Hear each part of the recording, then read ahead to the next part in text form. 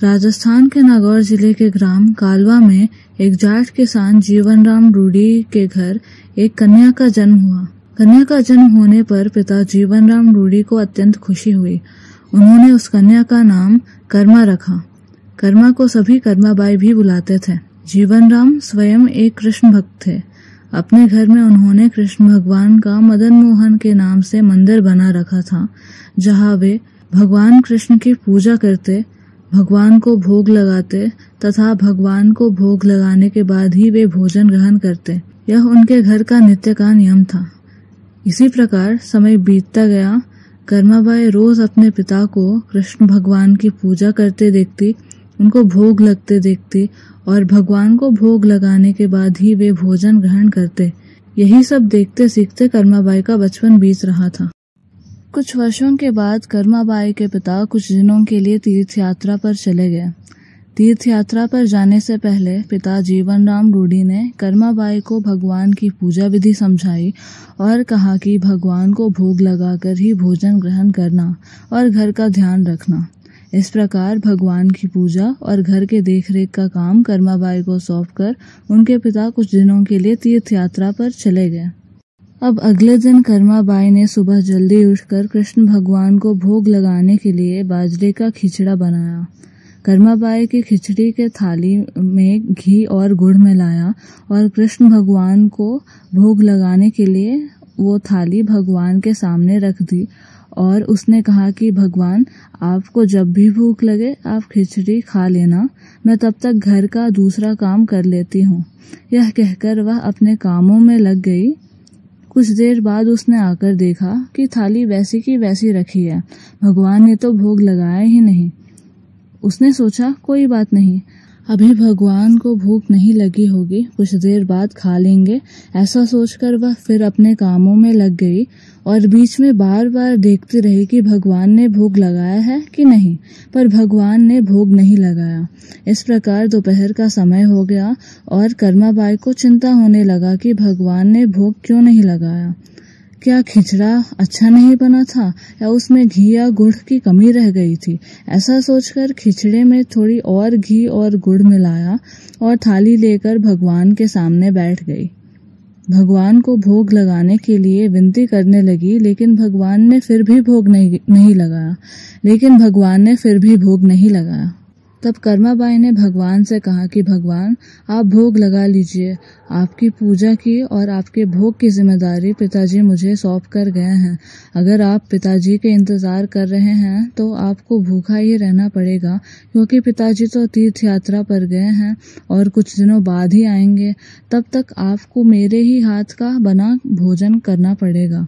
भगवान, मुझे शतरस व्यंजन बनाने नहीं आते हैं और ना ही मुझे विधि विधान से पूजा पाठ करना आता है।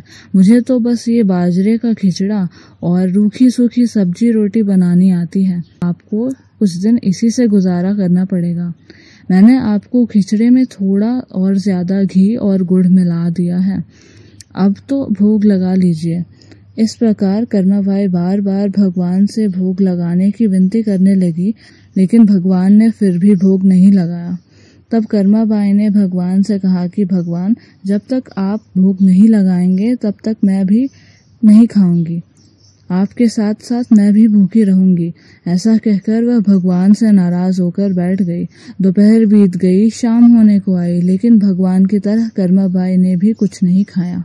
आखिरकार कर्माबाई की जिद देखकर भगवान की मूर्ति से आवाज आई, अरे कर्मा, तुमने तो पर्दा किया ही नहीं, ऐसे कैसे भोग लगाऊंगा मैं? यह सुनकर कर्माबाई ने अपनी ओढ़नी का पर्दा किया और उसी की छाया में भगवान श्री कृष्ण ने बाजरे का खिचड़ी का भोग लगाया और पूरी थाली खाली हो गई। कर्माबाई ने देखा और कहा, भगवान, इतनी सी ही बात थी तो पहले बता देते। सारे दिन खुद भी भूखे रहे और मुझे भी भूखा रखा। इसके बाद भगवान का भोग लगाकर कर्माबाई ने भी भोजन किया। इस प्रकार यह कर्माबाई का नित्य का नियम बन गया। कर्माबाई रोज सुबह जल्दी उठकर सबसे पहले भगवान के लिए भोग बनाती और भोग की थाली भगवान के सामने रखकर पर्दा लगाकर बैठ जाती और कुछ ही देर में देखते ही देखते पूरी थाली खाली हो जाती। कर्माबाई यह देखकर बहुत खुश हो जाती और अपने दूसरे कामों में लग जाती। कर्माबाई का यह भाव था कि भगवान को सुबह जल्दी ही भूख लग जाती है और इसीलिए वह सुबह सवेरे जल्दी उठकर किसी विधि विधान में पड़े बिना सबसे पहले भगवान के लिए भोजन बना लेती, बड़े प्रेम से भगवान को भोजन खिलाती और भगवान को भोजन खिलाने के बाद निश्चिंत होकर स्नान आदि करती और घर के दूसरे काम करती। यह क्रम लगातार चलता रहा। कुछ दिनों बाद कर्माबाई के पिता तीर्थ यात्रा करके वापस लौट आए। पिता के आने के बाद कर्मा ने उन्हें बताया कि पहले दिन जब उसने भगवान श्री कृष्ण को भोग लगाया तो कैसे भगवान ने सारे दिन नखरे किए और शाम में जाकर खिचड़ी खाया, और अब तो भगवान श्री कृष्ण सुबह जल्दी भोग लगाते ही पूरी थाली साफ कर देते हैं।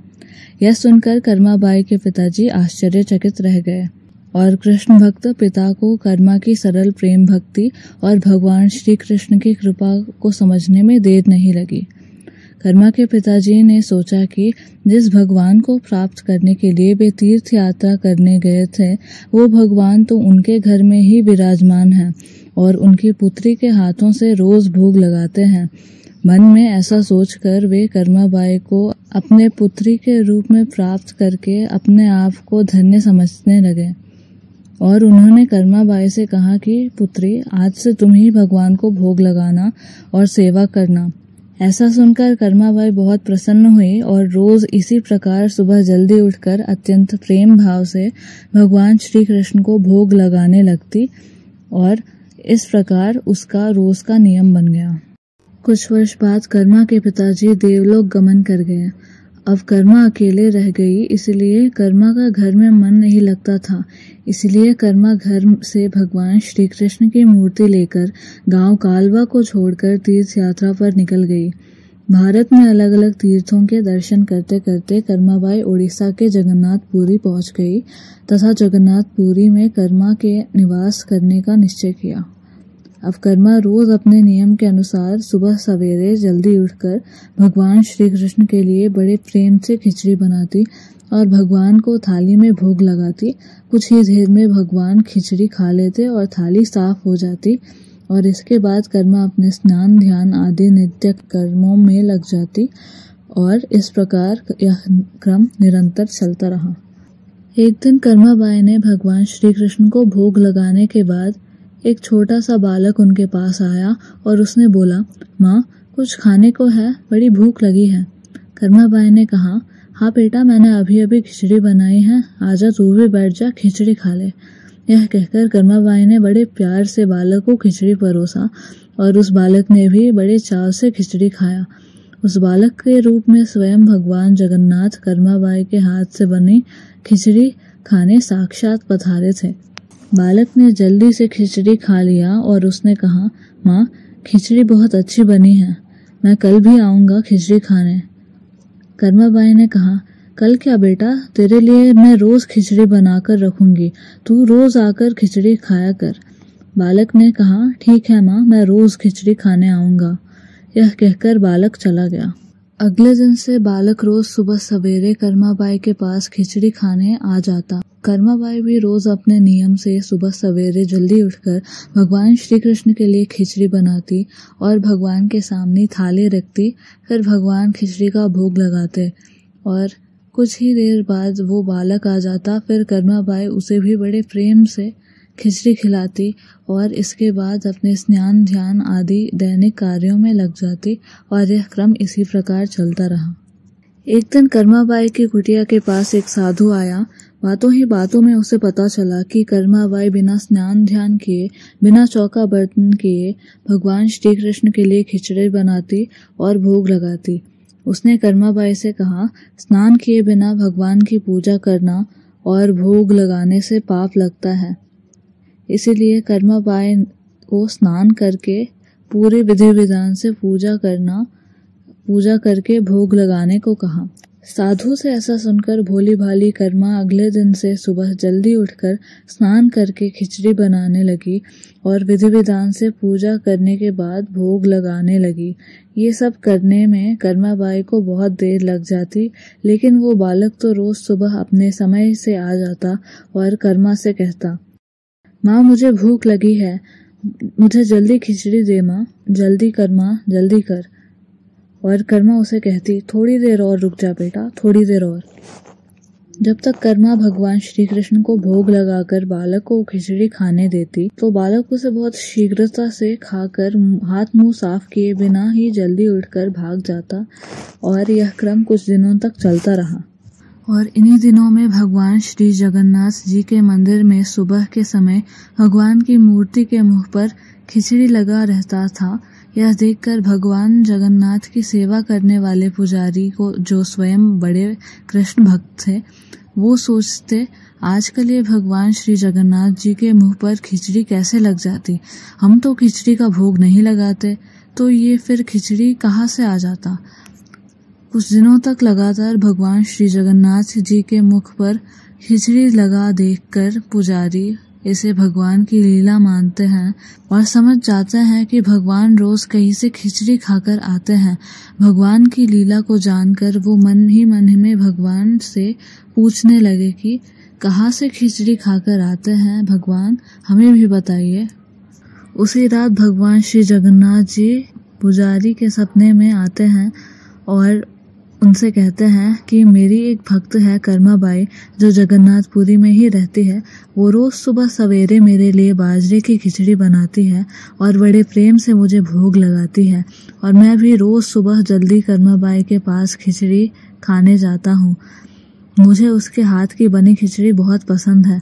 परंतु कुछ दिन पहले कर्मा के पास एक साधु आया और उसे स्नान ध्यान करके विधि विधान से पूजा करके भोग लगाने को कहा। इसीलिए आजकल वो विधि विधान से पूजा करके भोग लगाती है और उसके बाद मुझे खिचड़ी खिलाती है और ये सब काम करने में उसे बहुत देर लग जाती है और मुझे खिचड़ी का इंतजार करना पड़ता है और भूख का कष्ट भी सहन करना पड़ता है। और जब तक मैं खिचड़ी खाता हूँ तब तक यहाँ मंदिर में भक्तगण आने लगते हैं, इसीलिए आजकल मुझे खिचड़ी खाकर हाथ मुंह धोए बिना झूठे मुंह भागकर आना पड़ता है। भगवान श्री जगन्नाथ जी से यह सुनकर पुजारी ने अगले दिन ही उस साधु की खोज कराई और उस साधु को बुलाकर सारी बात बताई। पुजारी यह सब जानकर वह साधु घबराया हुआ कर्मा बाई के पास पहुंचा और उनसे कहा कि आप पहले की तरह सुबह जल्दी से भगवान को खिचड़ी का भोग लगाया करें। आपके लिए किसी नियम या विधि विधान से पूजा करने की आवश्यकता नहीं है। साधु से यह सुनकर कर्मा बाई अगले दिन से पहले की तरह ही भगवान को खिचड़ी का भोग लगाती और उस बालक को भी बड़े प्रेम से खिचड़ी खिलाती रही। यह क्रम कई वर्षों तक चलता रहा और एक दिन कर्मा बाई इसी संसार को छोड़कर प्रभु के धाम चली गई। उस दिन जगन्नाथपुरी के मंदिर में भगवान श्री जगन्नाथ जी के विग्रह के नयनों से अश्रु निकल रहे थे। यह देखकर मंदिर के सभी पुजारी और जगन्नाथपुरी के राजा भी मंदिर में उपस्थित हो गए और प्रभु से विनती करने लगे कि हे प्रभु, क्या हमसे कोई भूल या अपराध हुआ है जिसके कारण जगत के पालनहार की आंखों से आंसू निकल रहे हैं। उसी दिन रात में पुजारी और जगन्नाथपुरी के राजा के स्वप्न में भगवान श्री जगन्नाथ जी ने कहा कि आज माँ कर्मा बाई इस लोक से विदा हो गई है और मुझ में विलीन हो गई, परंतु अब मुझे रोज सुबह सवेरे बाजरे की खिचड़ी कौन खिलाएगा। अगले दिन जगन्नाथपुरी के राजा ने मंदिर में सभी पुजारियों और संतों से राय ली और यह आदेश जारी किया कि आज से भगवान श्री जगन्नाथ जी को सुबह सवेरे सबसे पहले माँ कर्मा बाई के नाम से खिचड़ी का भोग लगाया जाएगा, जिससे भगवान को माँ कर्मा बाई की कमी महसूस न हो।